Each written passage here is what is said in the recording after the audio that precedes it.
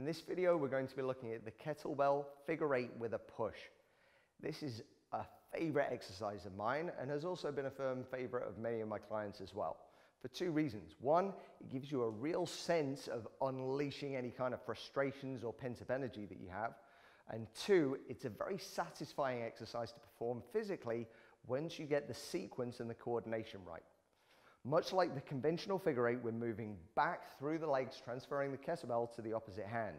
The difference here is that as we pass it through, we corkscrew the kettlebell round and pull it across the body.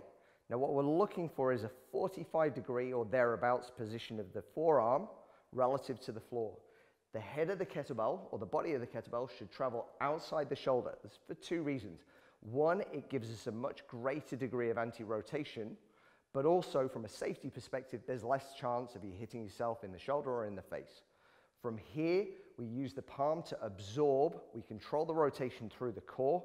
We brace, push the kettlebell forwards. Now, it's important to push the kettlebell forwards and not diagonally across.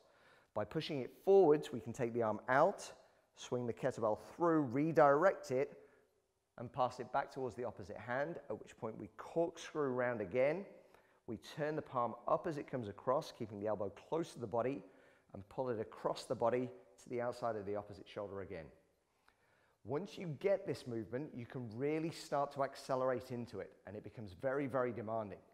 Because of the speed being the main focus of the exercise, we generally recommend that you use no more than an 8. Exceptions for this would be a particularly heavy or well-conditioned male who is probably over, I would say, 13 to 14 stone with a very low level of body fat.